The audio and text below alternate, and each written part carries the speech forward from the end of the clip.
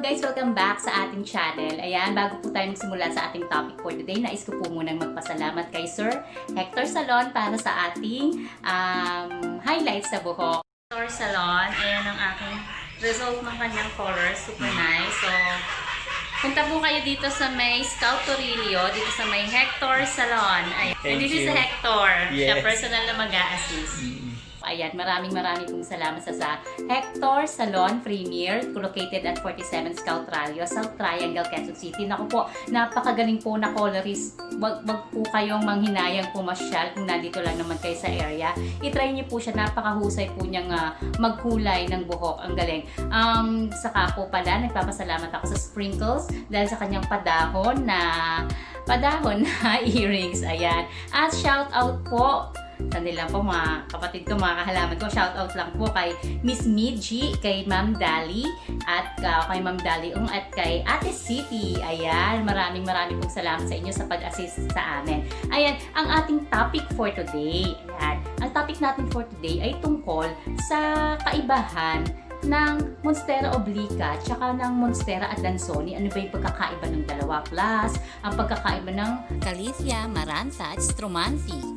Alam mo, isa ako sa mga nabiktima niyan nung araw na bumibili ako ng halaman, sinasabi nila ay parehas lang yung dalawang yun. Pero napakalaki pala ng kanilang pagkakaiba. At plus, meron pong dalawang uri ng caladium. Ano po ba itong dalawang variety ito ng caladium? Para ma-difference natin yung ano bang uri ng caladium yung ating binibili o yung ating inuuwi sa bahay. Sana po ay mag-enjoy po kayo sa ating topic for today.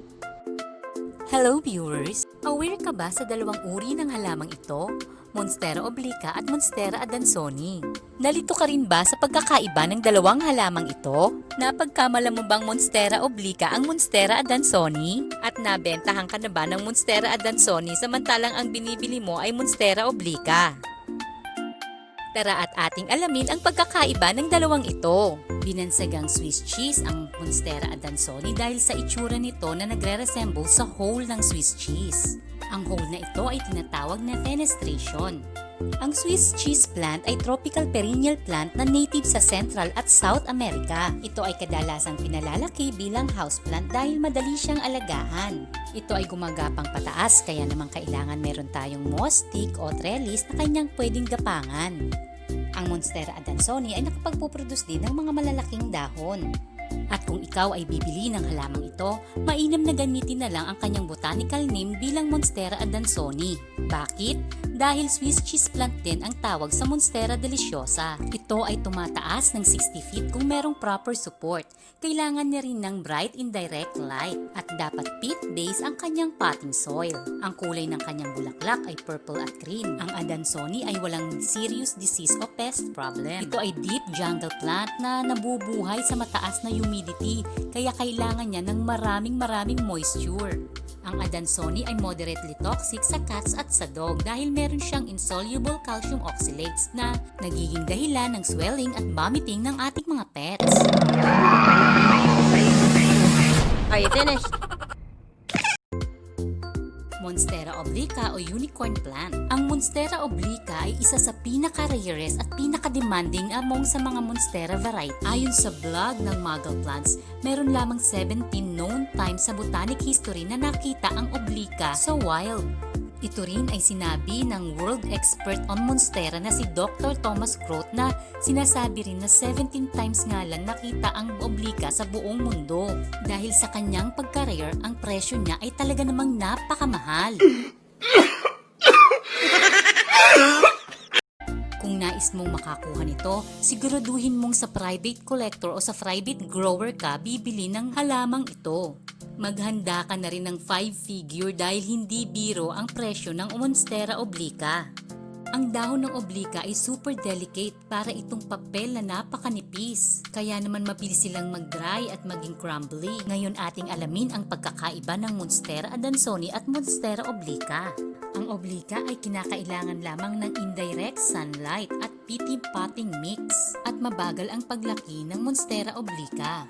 Makapal ang dahon ng Monstera adansoni at meron siyang mga hole. Ang oblique naman ay puro hole at kaunti ang dahon at ito ay napakanipis. Ang adansoni ay madali mong makikita sa mga garden store, samantalang ang oblique ay makikita mo lamang sa mga private collector. Makakabili ka ng adansoni sa halagang 350 hanggang 500 pesos. Ngunit naglalaro naman sa 5-figure ang halaga ng oblique.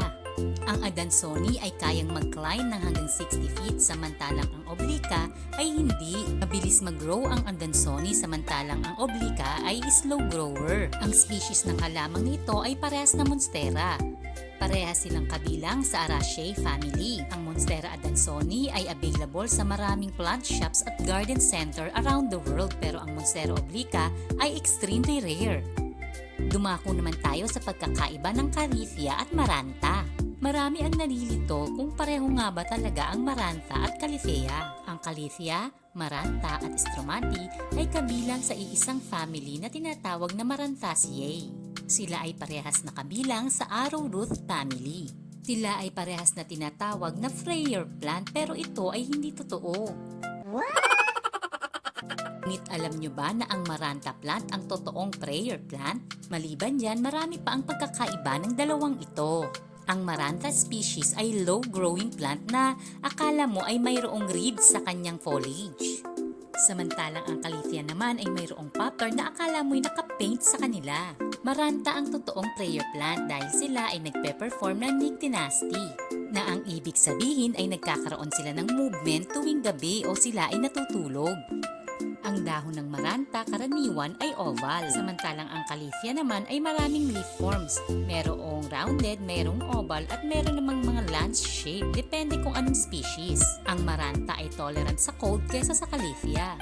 Ang Maranta ay okay ilagay sa mga hanging pots para mag-spread ang kanyang mga stem na kadalasan ay nagbubuhol-buhol. Ang Caliphia naman ay shrubber kaya okay sila sa mga upright container.